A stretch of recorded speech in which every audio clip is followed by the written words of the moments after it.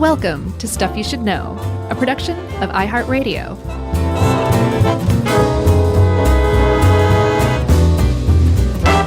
Hey, and welcome to the podcast. I'm Josh, and Chuck's here, and it's just us, and that's fine. And this is Stuff You Should Know.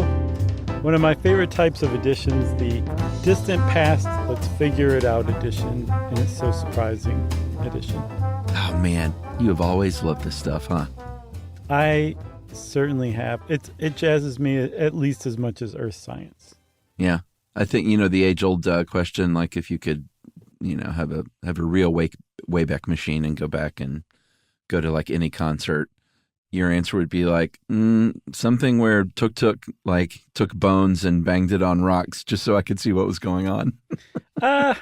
Yeah, from a distance, as long as he didn't know I was there, because I assume I would get beaten to death by that same guy, You're like that and Kraftwerk's first tour. I saw Kraftwerk at the Disney concert hall in L.A. I know, I'm very jealous of that show. I'll tell you about that every time, man. That was a great show. Looks amazing. Yeah, they had like a 3D light display and everything. Oh, man. One day. Yeah, one day. They're still touring, as far as I know. So yeah, they don't get around here that much, No, but when they do, go see them. No, for sure. Also, while we're on recommendations, I watched a movie that I'd just been passing over for years now that was actually worth the watch. It's a mind-bending horror movie called Triangle. I think it's Australian because I'm pretty sure just about everybody in it's Australian, but they're pretending to be American. Okay. But it's how often like mind-bending movies that mess with just reality and stuff just fall apart at some point. Yeah. This one stayed tight from beginning to end. It was, yeah, it was a good movie. I would definitely recommend it. I mean, I don't think it won any Oscars or anything like that, but it was definitely worth watching. You know what? You can take the Oscar award and stick it right up the collective butt of the world. There you go. This is just called Triangle? Just Triangle, yes. All right. Okay. Never heard of it. You all hang out here. You go watch it and then come back and we'll talk about it. 2009 British film is what it says. Is that possible? I thought it was 2018. Does it look like there's a person wearing a bag over their head on the poster? No, that's another one. Triangle. I want to say 2018. Fear Comes in Waves? Probably it, yes. It looks very B movie, but I'll give you the benefit of the doubt here. That's what I thought too. That can be good. I totally thought it looked B too, and then I was like, this is really good. This movie hasn't gotten enough credit from me. Okay. All right. I'll check it out. Okay, so all of the archaeology and anthropology fans are like, shut up and start talking about Gobekli Tepe. I don't know why that was hard. It's really actually a very easy word to say, or pair of words. Yeah, I saw Tepe, actually. I don't know how specific that gets, though. Ooh la la. That's spoken by people who raise their pinkies when they drink their tea. Yeah, but a tepe is like a mound or a hill, correct? Mm-hmm. Yeah, and Gobekli means belly, so people take it to basically mean Potbelly Hill. Yeah, and this is a place in Turkey, and it is a place where a lot of archaeological digging is still going on. Mm-hmm. And it was one of these places that is, and I know you love this kind of thing more than anything, but when an archaeological find kind of upends traditional thought of how we thought things were, and this is one of the great examples of that. Yeah, especially when it's true and not pseudoscience. Somebody's like, it was ancient aliens. Right. Well, where's the proof? They're like, it was ancient aliens, man. Don't harsh my mellow. Well, you want to hear something funny? What? Part of what I watched on YouTube about this was from the show Ancient Aliens. Yeah. Yeah. There's a lot of pseudo-archaeology that surrounds this that you have to kind of be careful of. Yeah, for sure. This is true. This truly has upended our current, I guess still basically our current understanding. And that is thus. We've told this story many, many times on this podcast. And it turns out that it's probably at least oversimplified, if not just outright incorrect. But the whole basis of what we're talking about has to do with the Neolithic Revolution, which says that somewhere around 10, 11,000 years ago, people in the Fertile Crescent, Mesopotamia, started to settle down, raise crops, And as they were able to support more and more people came and moved to that area. They domesticated animals, cities sprung up, and then from the cities, hierarchies grew, and then we had kingdoms and wars and all sorts of stuff. And also arts, culture, architecture, all of that stuff developed from the people first settling down and domesticating crops, becoming sedentary, like transitioning from hunter-gatherers to farmers, essentially. And that was the start of all the other stuff that followed. Gobekli Tepe turns that on its head, essentially. That's right. And this was one of those discoveries that, like I said, really sort of upends everything that we thought to be true. Mm-hmm. The real discovery, and we'll kind of get to what had happened before this, but the big find was in 1994, and that's when archaeologists started really literally digging into it. It had been known to locals there, for a while, obviously, because it's sort of like the Sherpa. They're like, I climb this mountain all the time. Right. There were people living nearby in Turkey in the 1960s even that were finding pretty cool stuff here. But it wasn't until 1994 that they made the big discovery and really, like I said, started digging in and forming opinions over and we'll get to these because they still haven't settled on exactly what Gobekli Tepe was. No, they haven't, which explains why we haven't said what it is yet. But that 1960 survey found a bunch of slabs of limestone, but they mistook what they were. They mistook their significance. They thought they were gravestones from a medieval cemetery. And it would turn out that they were about 11,000 years older than that.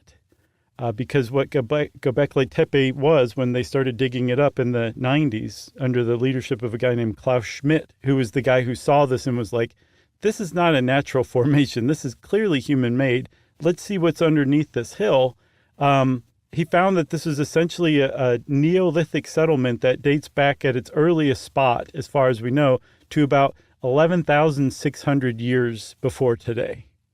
Yeah, and the significance of all of this, if we haven't been clear enough, is that basically they're dating this long before, like hundreds, maybe even 1,000 years before what we thought was when people started settling down and becoming farmers, which led to all the modern advances eventually that we know today, that like you mentioned. Right.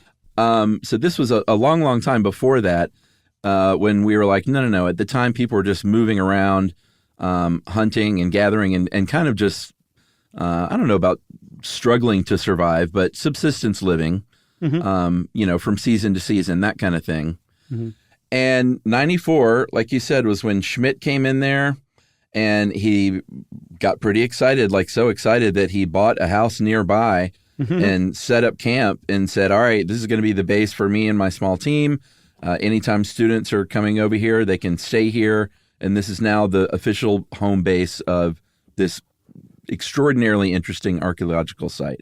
Yeah, and he would go on to lead the dig at Gobekli Tepe until his death, I think at age 60 in 2014, if I'm not mistaken. Why go anywhere else, Well, this was like he was like, well, here's my career. This is what I'm doing for the rest of my life. Like, they've been digging at Gobekli Tepe now for 30 years. They've easily got another 50 years of excavation left, unless some huge new technological advance in archaeology comes along. But using current practices, they have decades left of exploration to do of this site. But what Schmidt found from the outset just didn't make sense because, like you said, they think that they were building this before people even started to settle down and start farming, which means it was thousands of years before people should have been able to create things like this, like massive mm-hmm. structures that it takes a lot of people in a coordinated manner to come up with a coherent plan and then build this stuff and then also imbue it with symbolism, as we'll see. It just did not make sense. But the radiocarbon dating was right. And so Klaus Schmidt was smart enough to be like, we might have this whole Neolithic revolution story wrong. Yeah, for sure. So just sort of brass tacks, it is in southern Turkey. It's located at the highest point of the Germus, Germus, unfortunately named mountain range. which is right on the edge of the Fertile Crescent there, not coincidentally. And the mound itself is about 50 feet tall, covers about 22 acres. And it was kind of one of these things where basically he had gone there. He knew that people nearby had dug up some things that looked like tools and stuff like that. He was like, well, this is pretty interesting. And when he stood back and looked, he was like, that hill up there doesn't look like the rest of these sort of flattish plateaus. It's more rounded, and it looks like clearly formed by humans. And that's when everyone, all the locals in their language said, no, duh. We've known this for a while. So he said, all right, I'm going to set up shop here. And they got to work, starting with that uppermost level, which was, what did we figure? It was like 10,000-ish years ago? Yes. So the most recent use of it was 10,000 years ago. And Livia helps us with this, and she pointed something out that I thought is definitely worth mentioning. The Gobekli Tepe site was older to the people who built the pyramids at Giza and Stonehenge than the people who built the pyramids and Stonehenge are to us. It's that ancient. It's one of those brain breakers. Thousands and thousands of years old, that ancient, when the people started building the pyramids. It's just, like you said, it's a brain breaker, like how old this thing was and then what they were able to do. And what they were able to do, so by the way, no one knows what culture this is. Because again, it's not supposed to be a culture from our understanding of people at the time. I've seen interpretations of communities at around this time, this what's called the pre-pottery Neolithic, which is a specific era in the Fertile Crescent where there wasn't pottery. Pottery existed elsewhere in the world. Like Japan was making amazing conch shell pottery around this time. China has 20,000-year-old pottery. But just in the Fertile Crescent, they hadn't started making pottery yet. So they're called the pre-pottery Neolithic group, essentially. But suffice to say, this group got together and decided to build this at least as far back as 11,600 years ago. And they stopped using it about 10,000 years ago. Yeah, so they started top down. Like you said, the most recent use would be the stuff on top, obviously. And they started to notice, wow, there are actually buildings here with straight walls. So that means that somebody shaped those. It wasn't just by pure chance or luck that those walls ended up being straight. They found these limestone pillars that were about 2 meters high on this upper level. Some of them had decorations on them. These upper ones had etchings of lions. And then they started going down. Obviously, things are getting a little bit older. And then they said, wow, these pillars are getting a lot bigger than the ones on top. Some of these things are 15 to 18 feet high, weigh about 10 tons. And they look like they're arranged in very specific ways. There were at least 20 circles or ovals that had these that basically made up these enclosures. And there were, some of them actually were shaped in such a way that they wondered, like, it's no accident that they're shaped in the form of a triangle if you connect them. It might be like a Stonehenge kind of thing happening. Yeah, that's definitely one theory, is that at least part of this was a cosmic observatory. And yeah, like you said, the settlement overall, the site forms like some of the columns form an equilateral triangle, and then the center of the site bisects that triangle perfectly. So it's not accidental. And again, people weren't supposed to be using geometry, even rudimentary geometry at this point, for thousands of more years. And yet these people were doing it. Some of the other things that they figured out is the limestone did come from the area, but it still came from hundreds of meters away, right? So these, you said 16 feet, about 5.5 meters, 10 tons rocks carved out of the limestone bedrock and then carried over to the site and then raised. That takes a lot of people, even using like logs and rollers and things like that. It still takes a lot of coordination. And yeah, it takes a lot of determination too. And to me, the fact that those columns are smaller and smaller, the more recent you get, and then bigger further down, almost suggests that there was like a loss of enthusiasm over time. They got worn out. I think so, yeah. Over 1,300 years, 1,300 years. They're like, hey, those inner levels look great, but do we really need that much headroom? That's right. Like, we really the tallest one among us is 5.5 feet. Right. Yeah, they were shorter back then, I think. But here's the thing. Everything you mentioned there is possible. That limestone is pretty soft as stone goes, and the flint tools that they had back then could have been used to do something like this. And depending on who you talk to, some people will say, like, it may have taken a few hundred very determined people to move these things. Other people, Olivia found this one guy, an archaeologist named Edward Banning from the University of Toronto, that said, nah, give me 20 grown men and I could do this even without rollers. Yeah, watch. Yeah. No one ever called us bluff. Should we take a break? Yeah, let's take a break. All right. Great setup. Everyone's on the edge of their limestone seat, and we'll be right back.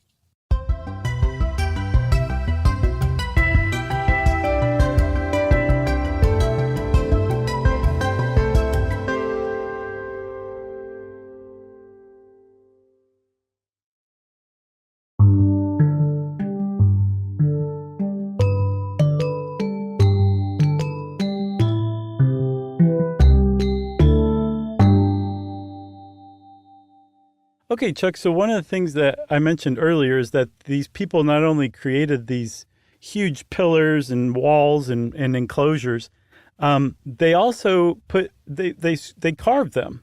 There's a lot of symbols on this stuff, and essentially they're pictograms, like they're symbols that directly represent the thing they are. There's not any encoded meaning to it. Like if it's a bird, it's supposed to be a bird. Yeah. And there's a lot of really readable symbols. Like it's not like, wow, it's photorealistic, but you can clearly see this is a bird. This is a gazelle. This is a fox. This is a scorpion. Yeah. And they started to notice that some of the enclosures were essentially dedicated to one kind of animal. But the biggest enclosure D, there's a bunch of different animals on the like scratched or carved into the different kind of pillars and walls and everything. And there's a lot of interpretation just in that stuff alone. Yeah, for sure. Like the ones where it's just like nothing but foxes, they think could have been a specific clan because it was part of the clan system, like clan of the cave bear. Yeah. They would have carved a bunch of cave bears. Yeah. So if it was a fox clan, they may have just carved foxes, but it might make sense that the biggest one, because, they're still, as we pointed out, guessing as to what even was going on and what all this stuff was used for and what it all meant. So I think it just sort of makes sense that maybe the biggest one was maybe where groupings of clans came. So they were all represented by their favorite football team. Pretty much, yeah. One of the things also that gave away that fox enclosure is that one of the carvings says foxes rule, and it's Foxz. So clearly they were pretty Gazelle's into foxes. Drool. Yeah, exactly. So those pillars too, 16 feet, 5.5 meter, 10-ton pillars at the largest. If you look at them, they actually represent people, but they represent like a really nondescript type of person. And so these are T-shaped pillars. So at first I just assumed, well, that's like, shoulders and then like the head's carved into the middle of the shoulders. Wrong. The T itself is actually the head viewed from the side, so that when you look at the narrow ends on each side of that top of the T, that's the face and the back of the head. I thought that was a really strange artistic decision. Yeah, for sure. The other thing too is, I don't think we mentioned that kind of one of the first theories was that, or maybe we did, that it was kind of ritual based, because I think when they find anything from this time, they think, well, this wasn't a permanent settlement because they didn't have those. Mm-hmm. So this was just a place where they did rituals and maybe sacrifices or whatever, prayed to whatever god. They did find things like masks that maybe were ceremonial, that at least lent itself to the idea that that could have been going on there. Mm-hmm. They did find some other images that weren't as straightforward as the sort of clear ones that you described, like birds with human legs, and they speculate that could have been like maybe people in costume at a ritual or a rite that we're displaying here in this little story. And the fun part about all of this is that they seem to have been drinking beer at the time because there were beer brewing vats nearby. Like huge vats. They could brew tens and tens of gallons at a time. And that supports this idea that this was a ritual place. I mean, just the fact that they went to the trouble of making this, and then the fact that they added these symbols to these huge monoliths that they raised, and then the fact that there was beer strongly supports that they were essentially partying in one way or another at Gobekli Tepe, right? But in addition to that, in those very obvious pictograms or pictographs, there's also some straight up symbols that are not immediately obvious that does suggest that there was meaning encoded in it, which would make it writing. There's a what looks like a capital I that keeps popping up here or there. There's also a capital H that's usually associated with the capital I. And they think it's possible that represented the summer solstice and the winter solstice, or day and night, because it's just used so repeatedly. One of the other reasons they think that is a guy named Martin Sweatman, who's an engineering researcher from the University of Edinburgh. He analyzed one of the pillars, and there's a bunch of different markings on them, and he interpreted them as essentially a calendar that not only you could track the year with, but he took it to be like a timestamp for a potential comet impact that allegedly set off the Younger Dryas mini ice age. So if that's true, that means that they were proto-writing 7,000 years before the Sumerians came up with what's considered the first alphabet. 7,000 years. Yeah. And then in addition to that, they were able to track the precession of Earth, that they were able to account for the wobble that changes the time and days throughout the year, enough that they could create a lunar calendar. And they supposedly, if this actually is a timestamp, they were able to date things that were like major celestial events like meteor showers, or again, a potential comet strike. Yeah, and this is like, I mean, I guess we'll talk about the significance of calendars in a couple of ways here and later. Mm-hmm. But one thing to think about is, like, if you're hunter-gatherers and you're not around very long, like, what do you need a 12-month calendar for? Mm-hmm. Another way of looking at it, and this kind of lends itself to some of the later theories, is that, well, maybe we'll hold on to that. That'll be a nice little teaser, actually. Even I'm teased. But we can talk about this right now, which is the fact that they found remnants of bones and wild plants and things that pretty much clearly indicate that they had been butchered and cooked there. Mostly gazelle, about 60% were gazelle, but they also had sheep and deer and wild boar and birds like geese and ducks and cranes and things like that. So they were, it seems like they were eating and drinking pretty well here. They were. This also supports Chuck, because if they were not farmers and they were just hunter-gatherers who would come to this area, occasionally, and they were making beer, that supports that idea that we've talked about before, that bread was actually invented as a portable beer starter. Oh, yeah. I remember that old gem. This says that beer came before farming then, if this is what's going on here, if we're interpreting this correctly. Yeah. So that is very significant, too. The bones and the plants that they found at the site are all wild. And that strongly suggests to researchers, not just us, that these were hunter-gatherers. They weren't farmers at all. There was no sign of domesticated animal bones. And even more, if you look at all of the animals on any of the engravings or carvings or sculptures, they are all wild animals too. There's not a single sheep or pig or anything like that, any domesticated animal to be found. Like even the pig is the wild boar. They're just all wild animals. And that will become a little more significant in a second.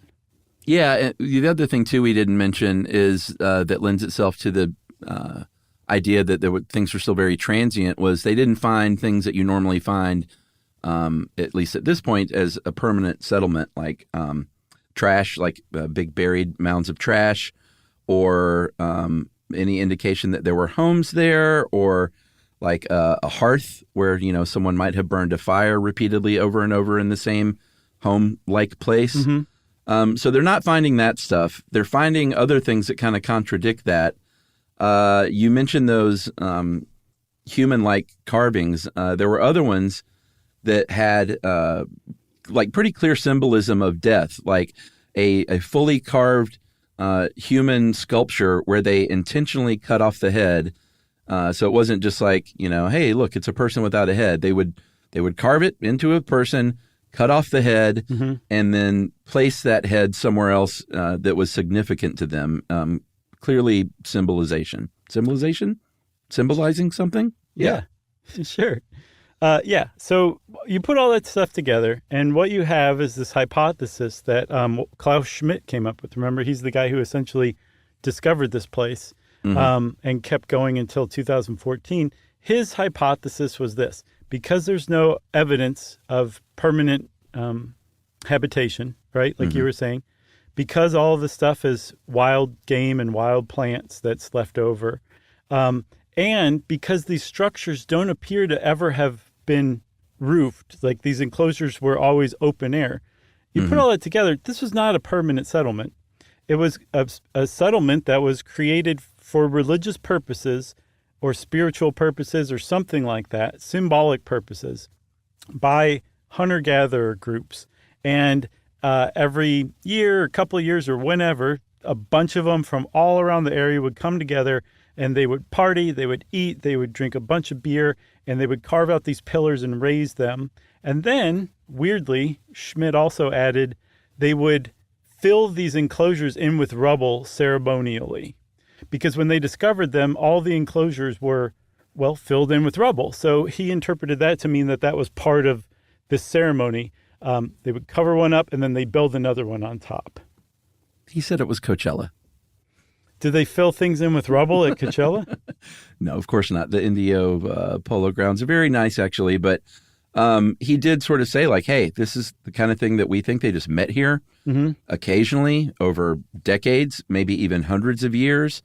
Maybe these rituals sort of evolved over time to maybe, because there's clear sort of death symbolism in places to honor people that were important to the community, maybe help establish their identity somewhat as wandering tribes. And that's what he thought. One of the keys to this whole thing was that to do something like this, they would have had to, even if they were hunters and gatherers, they had to have had a lot of people there that stayed there for long enough time to get this done.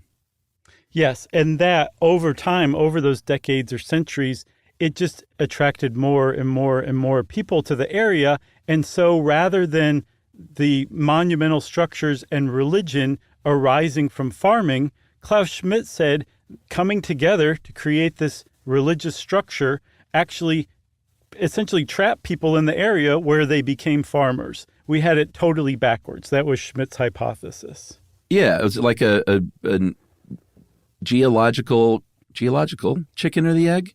Or I guess archaeological chicken or the egg? Yes, but the chicken came first. That's right. That's right. That's the answer to that question.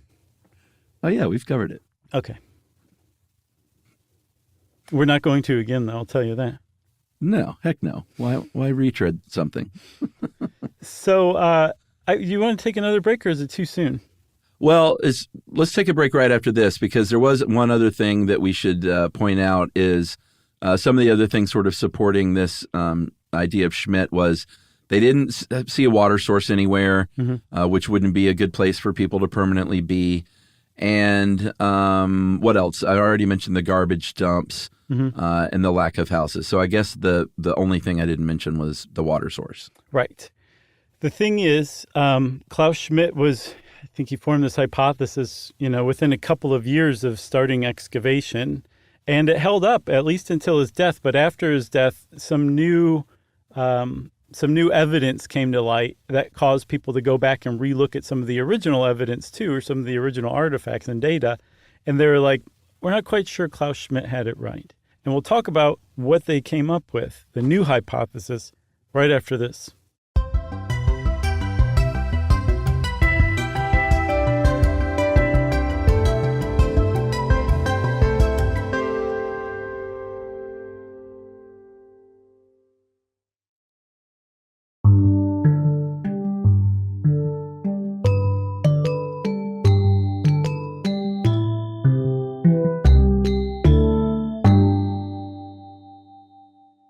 One person we need to shout out besides Livia is a journalist named Andrew Curry, by the way. He's kind of the guy that has invested.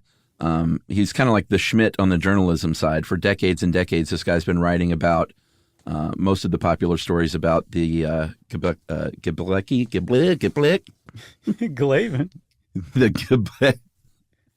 The Schenectady Tepe. Sure. It's a big shout out there. But before we broke, you mentioned new ideas coming along post Schmidt. In 2017, his successor, one Lee Clare of the German Archaeological Institute, or the DAI. Don't ask. They built that's the German shorthand for that. They constructed a big old canopy over the whole thing so they could dig more. Because I don't think we mentioned for many, many years they were digging in the spring and fall because summer was too hot, winter was too wet. Yeah, just 4 months a year, right? Yeah, so they could dig more with this big canopy over it, shielding from the sun and rain. Mm-hmm. And in order to build, I mean, this is kind of one of those dumb luck kind of things that they probably would have gotten to eventually, but it expedited the situation when they realized to make this big canopy, not just like a pop-up with sandbags, they needed to like root this thing into the ground. Yeah. So they dug down deeper than they ever had before to make supports and had some interesting finds down there. Yeah. And not deeper than anyone in the world ever had before. Just in this area, right? Oh yeah. Did you think I meant they dug the deepest hole ever? Yeah. They just kept going. They're like, well, we're already this far. We might as well set a record. Wow. So they were able to take samples from those pillar holes. I think they went down even below the lowest layer they could possibly find. So when they took those samples, they were like, oh, here's all the stuff that Klaus Schmidt based his hypothesis on because they were missing garbage dumps, hearths, evidence of homes. We found a cistern eventually, like a 30-foot diameter cistern that held a bunch of rainwater, all the stuff you would need to support a permanent settlement. Yeah, I can't decide. When I read this part of the story, I immediately was like, oh no. Like, I wonder if, because Schmidt died a few years earlier, I wondered if because at first I was like, I'm glad that he wasn't around to see that because it was kind of proved him wrong. Mm-hmm. But then I thought, no, Schmidt seems like the kind of guy that would have like loved knowing that he was wrong. Well, maybe not loved it, but loved knowing that they were on the right track to getting the accurate, picture there. So that's funny. I interpreted him differently. I imagined him showing up at Lee Clare's tent in the middle of the night as a ghost going, Lee, how could you betray me? Oh, maybe. I think that actually happened, too. I saw it on Ancient Aliens. Oh, okay. Perfect. So here's the new hypothesis. They're like, okay, Klaus, he was working with what he had to work with at the time, but now that we have all this other stuff, what we realize is that part of this site might have actually been permanently occupied by some people. But that doesn't mean that it wasn't also like a ritual site. Like, clearly it was. This is not just how people built houses back then. People weren't even supposed to build these kind of complexes back then. One of the things that they're like, okay, Klaus definitely got this wrong, was the idea that part of the rituals were filling these enclosures in with rubble and then starting a new one on top. Somebody noticed that if you look uphill, the walls that are on the uphill side of the enclosure are usually damaged, whereas the walls opposite are fine, which strongly suggests landslide damage. There's also a lot of earthquakes in that area. So they're like, actually, we think that this stuff just kept getting destroyed. But the site was so important that for 1,300 years, after an earthquake came through, they would come and rebuild. Like, that's how important the site was to them. Yeah, and this is where it gets super interesting to me. Claire and some other people, some of her colleagues and others thought, hey, maybe what this was something created because agriculture and people settling down may have already been happening, and this was sort of created as part of the backlash against that. So people were domesticating plants and animals nearby, and they were still like, no, we want to be hunter-gatherers, but we want to have this place maybe where we come and meet seasonally. Yeah, or this is where we live. Like this is our habit, our settlement, but we're not going to farm. We're still going to, hunt and gather. Exactly. And one interpretation by a guy named Thomas Zimmerman, who is an archaeologist from Bill Kent University, he sees this as a place that was populated by staunchly conservative, male-dominated population. And there's a lot of stuff to support that, right? So first of all, if you have a group of people who are railing against these new sweeping changes to society that's going in ways they don't like it, and they're going against that automatically makes them conservative. And then also, if you look around at the iconography and imagery, it is very male-centric. There's a lot of phalluses sticking up. There's all of the figures that are depicted are men. I read that wherever a wild animal that's carved into one of the pillars is gendered, it's invariably male. And it makes a lot of sense. And then simultaneously, Thomas Zimmerman is like, I think that this was meant to be a place of, it was kind of an aggro place where like you would come and like put some young hunter through their scary first rites. Like it was not a place of peace. If you look at most of the animals, they're snarling, they're dangerous. This is it's not meant to be a calm place. And Thomas Zimmerman, I hope he can unwind one day. Right. for his sake and the sake of people around him. Yeah, he kind of described it as, I don't know, like the birthplace of MMA, and like, kind of a lot of stuff we're seeing in the news today. Yeah, the birthplace of people who watch Ancient Aliens. Yeah, pretty much. Here's the thing, though. We still don't know so much. I believe like over 50% of it has still not been excavated. Oh, no, 90 to 95% is unexcavated. Oh, I thought that was just 90% was underground and they had been doing stuff underground, no? So, so it's kind of confusing, and maybe you're right. But what I saw is that the whole site is 90 to 95% unexcavated, but that the enclosures that they've been able to find, only half of them are even partially excavated. So they know that there's enclosures down there. They just haven't gotten to them yet. Yeah. All right. I like this last theory. In 2021, there was a book called The Dawn of Everything by an anthropologist and an archaeologist, David Graeber and David Wengrow, respectively. And they said, all right, here's what we think, is that maybe it was just a non-agricultural society, and maybe they were just a lot more diverse than we thought they were. We kind of had this locked-in idea that everyone was like this, and then everyone was like this, and they were like, maybe there was just a lot more overlap and sort of a spectrum of rituals and behaviors and things that people did. And it's just not so clear that things were like this until they stopped, and then they were like this. Yeah, and now I remember I got off track earlier when I was talking about the pre-pottery Neolithic group, that I have seen that this era of people and earlier human beings, their culture essentially likened to that of like bonobos or chimps. That's like the level of like introspection or material culture or contributions that they would make. That they were that backwards. And yeah, Graeber and Wenger are like, we got this all wrong. And so one of the ways that Gobekli Tepe ties into this is the two Davids, that's what I call them. David and David. Yeah. They looked at some current hunter-gatherer groups, which are obviously not perfect analogies. But what they found is that some groups have hierarchical structures during some parts of the year where they're sedentary, and then in other parts of the year where not times of plenty where you have to like spread out and go find food, they break up into smaller bands of hunter-gatherers.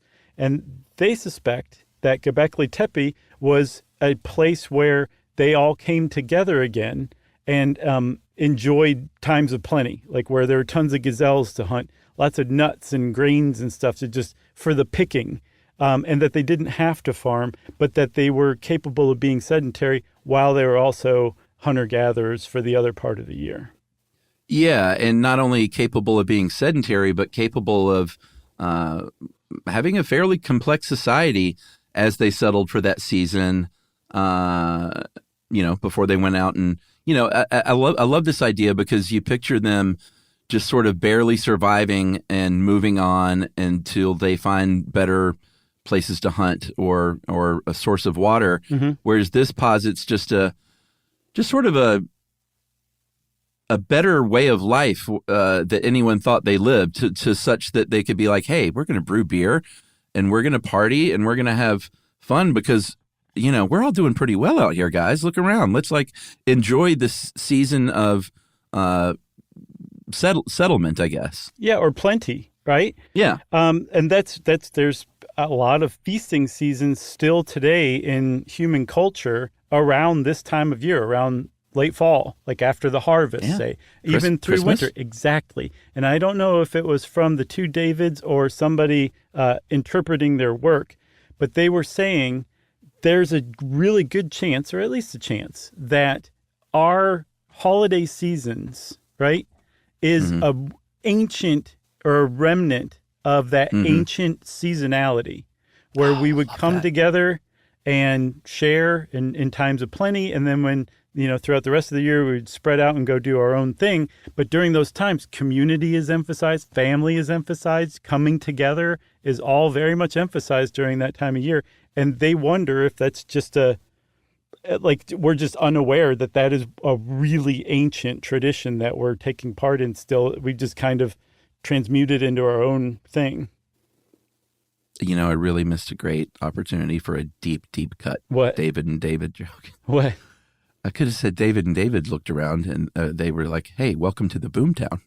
What is that? It's the only hit song by David and David. What's Welcome to the Boomtown? The only hit song by David and David. Okay, well, let's hear some of it. Sing it. Sing it like Sammy Davis. Oh, I said, welcome, babe. Welcome to the Boomtown, man. Still don't have all those what make such a succulent sound. Welcome to the Boomtown.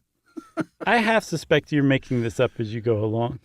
It was a great, great one-hit wonder from back in the day by David and David? David and David. That's what I've been talking about this whole time. Huh. And now it makes sense that you never knew what I was talking about this whole time. I did. It's still a good joke just because I got you to sing like Sammy Davis Jr. We all appreciate that. It's a great song. Mm-hmm. It really is. So I'm going to go listen to that. But first, there were just a couple of more things I wanted to say about this. The David and David interpretation of how people were way more complex than we give them credit for in the past.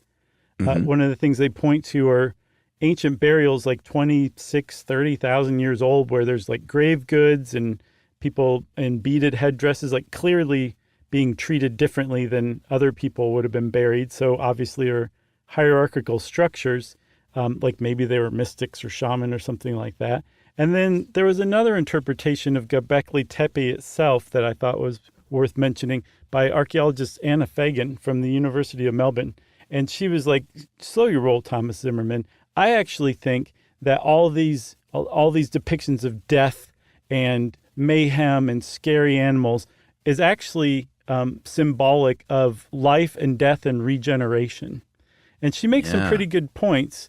And I like her interpretation a little more because it doesn't alter anything else. This is still a hunter-gatherer tribe, and they could still even be railing against farming, but that doesn't mean that they have to be like aggro and want to just kill everybody, essentially. Yeah, I love it. I do too. Let's just keep talking about Gobekli Tepe forever. It's a good one. But now all I can think about is getting that theory officially named the Welcome to the Boomtown theory. Okay. I think that's because it fits in every way. Yeah, for sure. It really does, Chuck. I think if the two Davids hear this, they're going to be into that. You don't remember that song? Miss Christina drives a 944. No, That's the first line. No idea what you're talking about. Well, I just sent it to you. It's a great song. Okay, thanks, man. Well, since Chuck sent me a song, obviously he's just triggered listener mail. That's right. This is from Ciara, and it's about the Ford Motor Company, because Ciara works there as a Michigander. Hey, guys, one thing I thought I'd mention about that is you mentioned that the Ford Motor Company has been around since 1903. and is still standing. But I think one of the coolest things about our company is that the the Rouge site? Mm-hmm. Rouge River, I think? Yeah, the Rouge River site that you also mentioned in the episode is still standing and today builds F-150s. In its history, the Rouge has built the Model B, the Mercury, the Thunderbird, and multiple generations of the Mustang. The site itself has so much history in the Henry Ford Museum that the Henry Ford Museum offers a Rouge factory tour that actually takes you into one of the manufacturing buildings of the site to see the assembly line from a set of mezzanines. One last thing you didn't mention was that he was a supporter of prohibition, and it always reminds me of this funny quote from him. If booze ever comes back to the United States, I am through with manufacturing. I wouldn't be interested in putting automobiles into the hands of a generation soggy with drink. Thanks for all the knowledge that you share and keeping me company on my compute. And that is from Ciara. Thanks, Ciara. That's awesome. We appreciate all the extra info. And if you want to be like Ciara and show off your knowledge of extra info by sharing it with us, we would love that. Just send it off to stuffpodcast@iheartradio.com. Stuff You Should Know is a production of iHeartRadio. For more podcasts from iHeartRadio, visit the iHeartRadio app, Apple Podcasts, or wherever you listen to your favorite shows.